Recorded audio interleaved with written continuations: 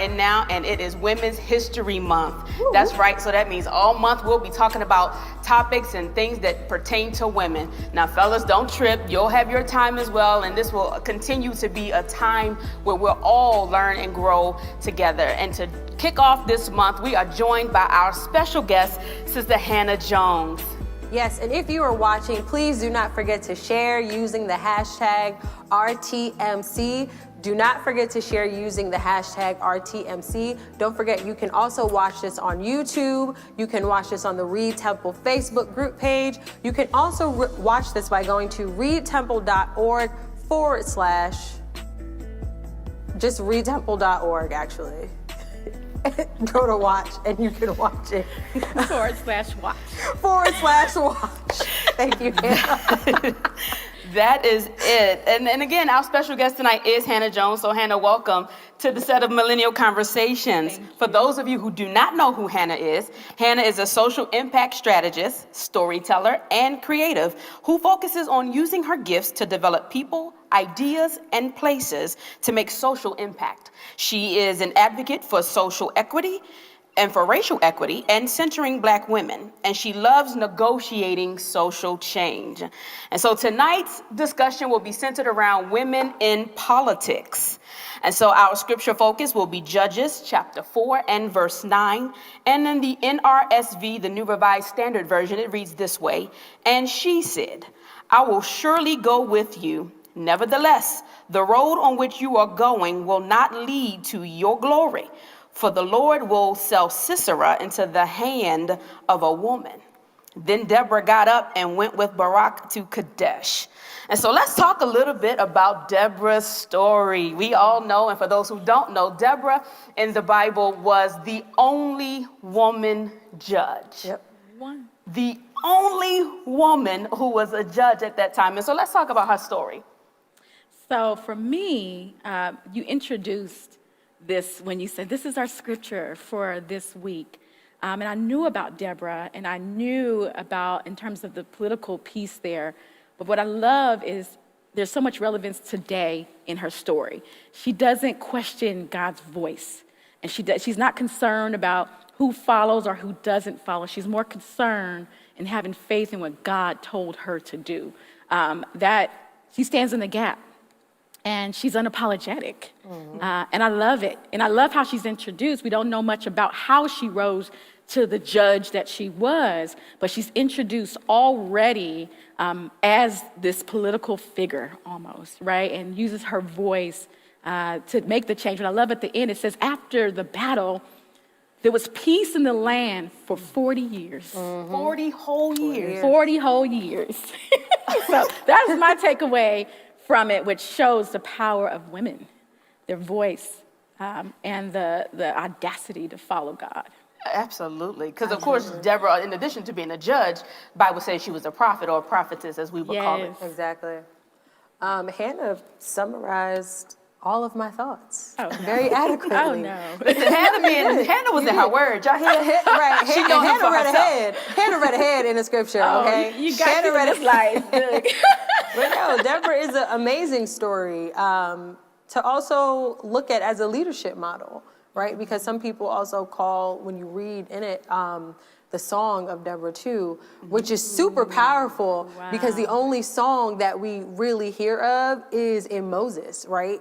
So we're looking at Deborah from a wider vantage point too. Like there's something very special about Deborah, and I want us to all continue to remember that, especially as women. There is something special about all of us, and like you were saying, never to question where God has us, but most importantly, what you said is that Deborah was always in tune with God's voice, right? And she was always in tune with using her prophetic voice in order for there to be 40 years of peace and all the other things that had gone on in the story. That's actually very juicy, so I think you all should go read the entire thing.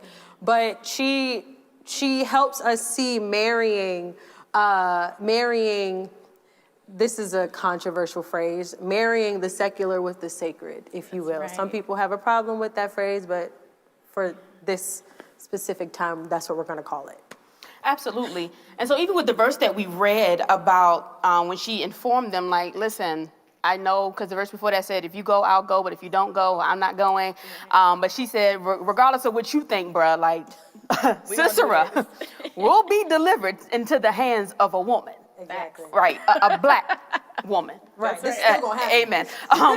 Amen. He will be delivered into the hands of a woman. Right. And so I would dare to believe that to be a woman, a prophetess, and then the only one there was, that there had to be a certain assertiveness that she displayed. I like your word. You said audacity. She had to have a specific type of audacity. And so I want to pose this question, because women in power are oftentimes mislabeled as arrogant. Right. And so as it relates to women in politics, why do you think that is? And is there a difference between arrogance and confidence? Hannah, what do you think? I have to say this, and the truth is gender bias. Right? We are in a patriarchal society. That means we're in a world that has centered men. More overarching in America, generally, we've centered whiteness, but under that, we've centered men. And because of that, a woman is aggressive and a man is assertive. We often find ourselves forgiving men easily and demonizing women differently. And I think you have to have this sense of there's a thin line between conceit and confident. And you have to have that confident. And often when we advocate for something, we're told we're not humble. When we advocate for gender equity pay, or we advocate for equity or fairness, they say, humble yourself, because you're advocating for yourself and for others. And so there's this sense of being unapologetic. So I think because we're not centered in this patriarchal society, we are viewed that way. However, what I love about black women, because we said women in general, black women are not waiting to be centered. We go and center ourselves. And a lot of that centering comes from a place of pain and change that needs to happen. A lot of black women who've lost their mothers, Trayvon Martin's mother and Michael Brown's mother and Aubrey's mother. And because of that pain, we are unafraid. We are unapologetic. And we take that and we lead change and we center ourselves. Right. And we center ourselves for others, for other women to fall behind. I have a daughter. So that's what's at stake. And like we said in Deborah, on the other end of that is 40 years of peace. Right. So it's not arrogance. Right? It's for the people. Yeah. And not just for women, it's for the people, for the society, for the culture, for all of us. So that's my takeaway about why we're often viewed that way. And I think the society will shift and change, and I won't get ahead because we see some of that change happening today because we've decided to center ourselves and the allyship of men and other races have involved themselves as well. Absolutely. Absolutely. Everyone, don't forget to also have this conversation in the chat as well, and don't forget to share. I did want to answer your question on, is there a difference between arrogance and confidence? And absolutely there is. Confidence comes with the sureness, and so does arrogance, but the difference between confidence and arrogance is that arrogance is willing to do whatever it takes to stay in position. So that means I'll manipulate, that means I'll abuse, that means I'll step on this person or that person to get to this or that, where confidence is just a sureness in the knowledge of I know what I am doing and I am here. And back to Deborah, because I don't want to go away from that. I am here because God has placed me here, but I'm also here because I have been graced to be given the knowledge I have to ensure that whatever we're doing is moved forward. Right. The intentions are different. The intentions are exactly. different. The intentions and the actions are different, but also the end goal is different. Confidence takes into account the collective we, where arrogance focuses on the I. And that is the major difference between arrogance and confidence. And people, for me, there's no thin line between both, right? Like, you know someone who is arrogant and you know someone who is confident. Confident is someone I can trust to lead us. Arrogance, I'm looking at you like, I don't trust you for the fact that what are you willing to do? Who are you willing to throw under the bus? What are you willing to sacrifice in order to move you ahead? And what does that happen to the collective we, the collective purpose of why we have all come here to do whatever work that we have been called to or invited to do? Right. Absolutely. And I definitely agree with both of you. Took literally snatched answers right out my throat again. Piggyback. And so I echo what what both of you have stated. But it's something you said when you in your assessment of the difference between arrogance and confidence. And so you said something about, especially specifically for Deborah, how it wasn't, about her, but it was also about her people. It reminded me of Queen Esther. Yeah. And so while I didn't, at that time when I was, preparing, I didn't consider, but now that I think about it, even in what you said, it literally, quickened in me about Queen Esther's story. Right. And so even though, yes, she was a, undercover, Hebrew in the king's, King Ahasuerus' castle, when it came to the fact that it was time for her exodus, I like to call it, when it was time for a change, she prayed and fasted, but then she also got her people to pray and to fast. Right. And she said, the only way you can go before the king is if he bids you to come. That's and right. he ain't called my name or my number in the 30 days? Yeah. And so I ain't fitting to go there. But let me tell you something. If y'all pray with me, if y'all fast with me, then I'm saying I'll do it. And if I die, let me die. If I perish, let me perish. And so when I look at that, in her leadership role, Yes. right, in her role as a confident leader, she was careful, she was calculated. Calculated, But she was pragmatic, confident. strategic. Come Yeah, on. very strategic. Yeah. Yes. And she developed that strategy that not only freed her, but also freed her people, but also brought the enemy directly to his knees. And so I definitely And she think was the negotiator of social change. Exactly. Every role is needed. The prophetess, the warrior, the negotiator, at the table, those who march, those who negotiate, those who advocate. And there's so many women behind it. Those who write the story, who tell the story. Come on now. Absolutely. Absolutely. And speaking of writing and telling the story, so let's talk about what role women have historically played in politics, right? We know that Shirley Chisholm was the first Black woman, and I believe the first woman to even run For presidency. for the presidency of the United States. And so, Tiff, what do you have to add to the conversation about women historically in politics? So when we talk about women in politics, it's such a layered conversation because I have to divorce the two between Black women in politics and everybody else. Okay, I am unapologetically Black. Okay. Black and The only way to be. I'm Black, y'all. I'm Black, y'all. I'm Black and Black. Okay. Anyways, Black. we've always been the centering point. Yeah.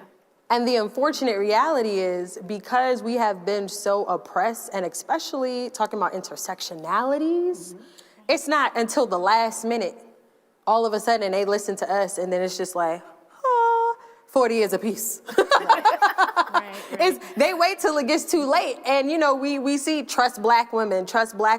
Ooh. And for me, it's like, trust Black women. Yes, trust women. Yes.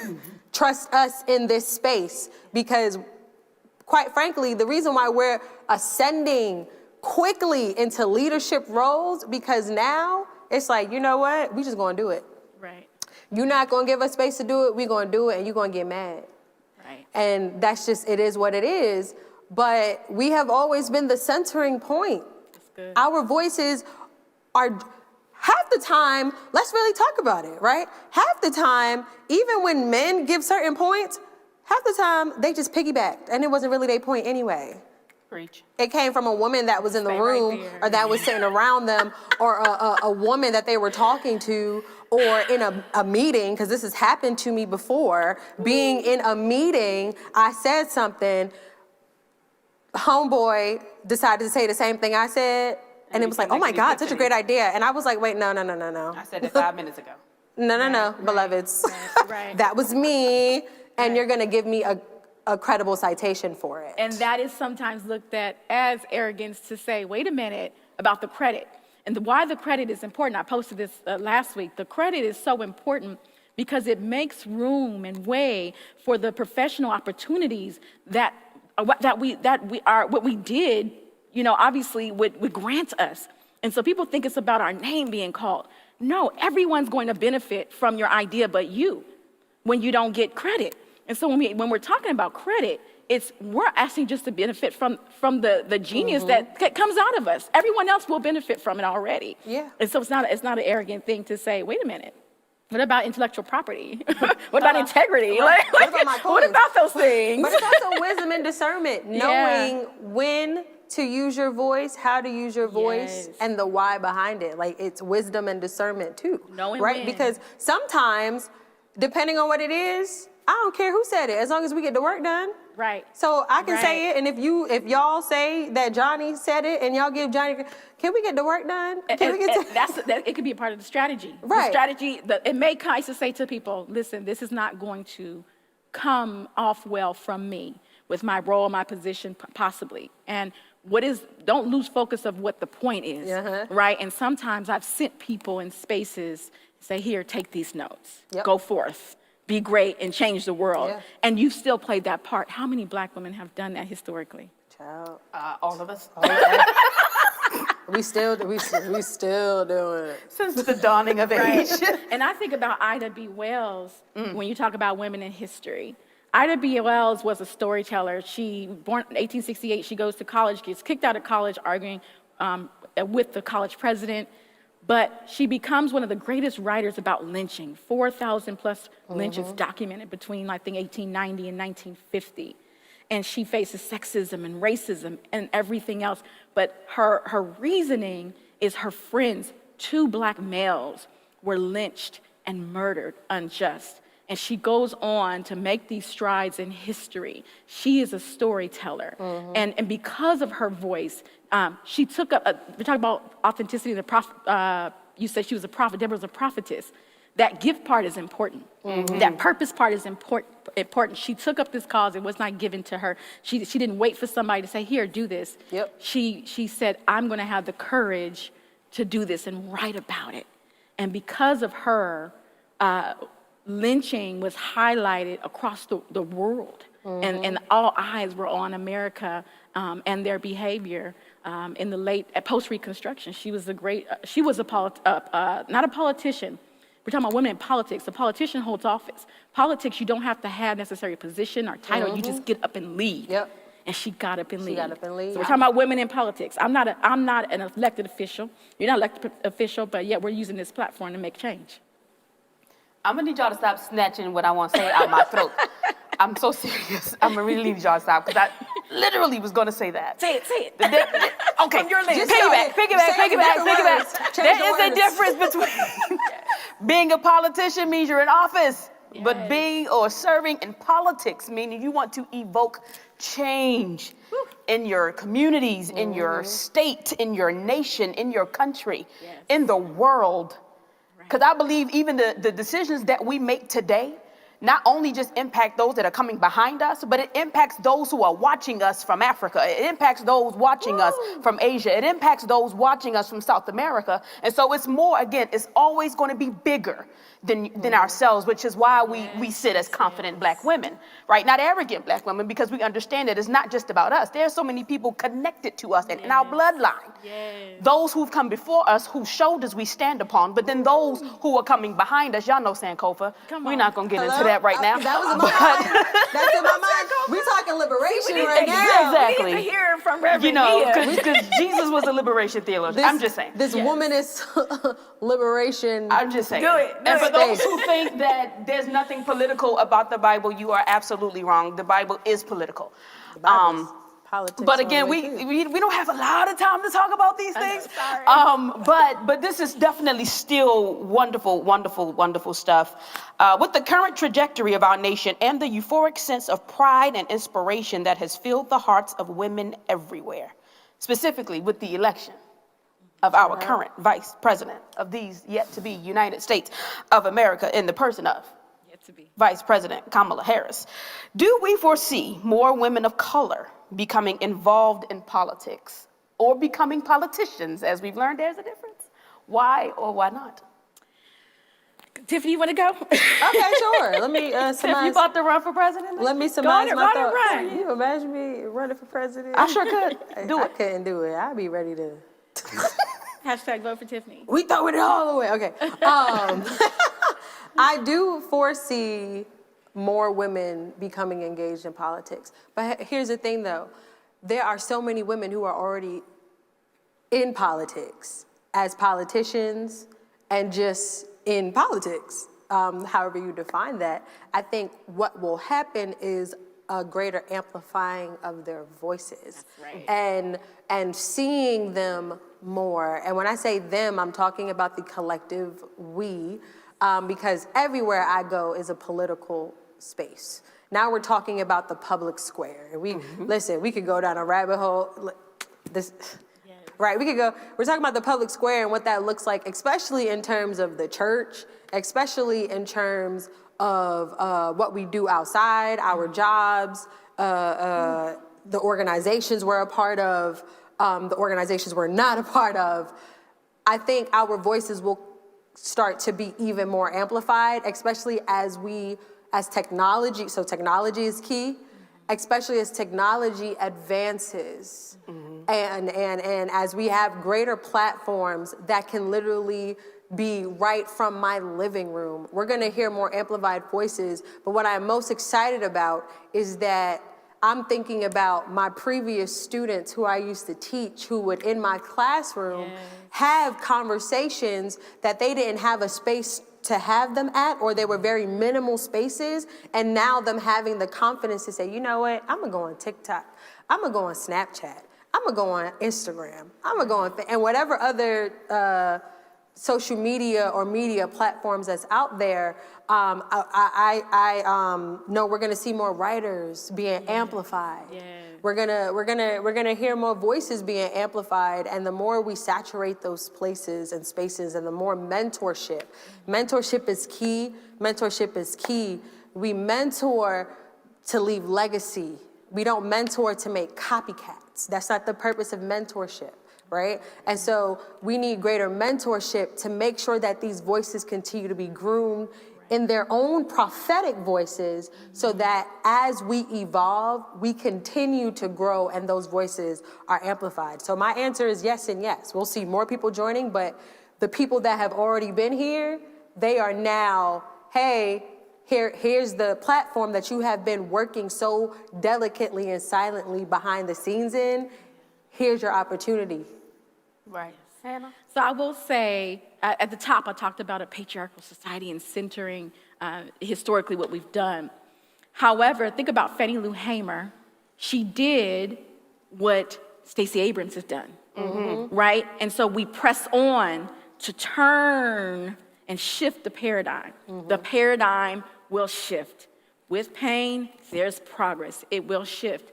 I think I have to acknowledge Kina, who's the founder of the Anti-Blackness Reader. She talks about, where is the Office of Equity and Commission of Black Folk, right? We're going to see some of those things happening. And as those things happen, and we have more Stacey Abrams repeating what Fannie Lou Hamer has done, you'll have more Kamala Harris. You'll have someone officially be the President of the United States. And like what Tiffany said, there are other roles in politics that kind of do the assist for the rebound. And we're all, the collective is so important. And for those out there, this is not a man-bashing or a race-bashing session. It will take all of us understand what allyship means to shift paradigms and change the status quo. We will see a change. However, it is counterculture. It is uphill, expect to be targeted. And this is why when we're in the church, I have to pray. I have to fall to my knees from what happens from this work. And I worry about those who don't believe in something to keep them sane and changing the status quo. It is a lot of work. So we will see the change. It will shift. And like you said, behind us are those who are going to carry the torch and keep it going. And I'm excited about what's happened with our first Black and Indian Vice President of the United States of the yet-to-be United States of America. Yet to be, right. Absolutely, and definitely to Tiff's point, there are other, facets in which, people can serve. Like, it's not just about the presidency or the vice presidency, because quite frankly, your state representatives Right. your mayor. Yep. Yes. Yes. Those people can do more for you in your local communities than the Local president government, baby, will I love ever them. be able to do. And so while we Yes. look at the presidential Yes. races and elections and things like that as like this, woohoo, you're the president, but it's like, Yes. but you can't do nothing for my block. You can't do much for, you know, Yes. this 10 block radius right here. I need to know who my state representatives are. I need to know Right. who is my mayor. Right, Who right. are the people that's going to speak on behalf of me and my neighborhood. And tell your story. You mentioned communications because it's those stories. I said this on the podcast 2 weeks ago. I said storytelling is a form of evidence.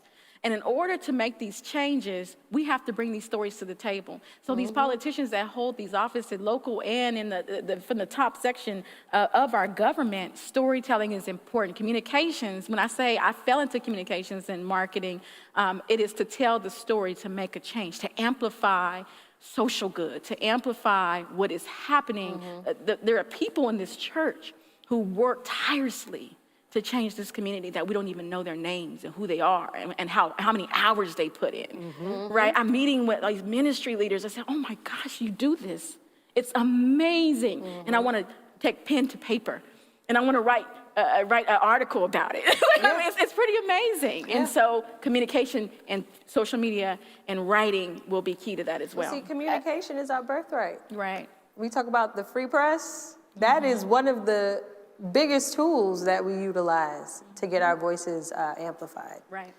Absolutely. Ladies, this has been phenomenal, has been awesome, but our time is up for today. Really? We do want to thank our special guest, Sister Hannah Jones, for coming and blowing our minds and kicking us off in this Women's History Month Millennial Conversation segment that we have. Listen, if you're joining us tonight, we don't ever want to take for granted that everybody knows who Jesus is. We mentioned a lot about using your prophetic voices and standing up in the true authenticity of who you are. In fact, a couple of the points from tonight is strive to be people of confidence versus people of arrogance. And also understand that storytelling is a form of evidence. And so make sure that you're telling your stories. But in telling your stories, we want to make sure you're able to tell somebody how you know Jesus. And so if you don't know Jesus on tonight and you've never accepted him as your personal Lord and Savior, we invite you to get to know this Jesus on today. Maybe you are already saved, have already received salvation, but don't have a church home where you're growing, not just where you're going, because you can go to church and not grow in church, right? And so maybe that's you and you don't have a church home where you're growing, or maybe you just want to recommit or rededicate your life back to Christ. Life started lifing you at some point in time. But somebody told you about Jesus and you had y'all were rolling tight for a while, but then after a while, you stopped talking to him. You know, you kind of put Jesus on the back burner. The saving grace is God has never left his position. And so God is just waiting for you to come back saying, all right, bro, what's up? You know, let's just talk. Let's hash this thing out and get back into right relationship with God. And so if you're unsaved, not sure if you're saved, don't even know what it means to be saved, or if you need a church home where you're growing, not just where you're going, or if you want to recommit or rededicate your life back to Christ, or you just want special prayer, somebody's faith to connect with your faith, would you head on over to www.readtemple.org/cares? And someone will certainly be able to reach out to you. Also, if you're watching and you are enjoying everything that's happening here with Millennial Conversations, that's here at Reed Temple AME Church, and you want to sow into the life of this ministry, not only so that we can continue Millennial Conversations, but that we can continue to do the work of the community, so that we can continue to pour into the community the things that we are all in need of. Won't you just grab your smartphones? We all have ours out. Grab your smartphones and head to Cash App. $Reed Temple AME Church. It's all spelled out. $Reed Temple AME Church on Cash App. And go ahead and sow a seed into the life of this ministry. Until next time, everybody, thank you so much for joining us for another Millennial Conversations. Peace out. Thank you for worshiping with us today, and we hope you will join us again. You can visit our Reed Temple YouTube channel to view other worship services.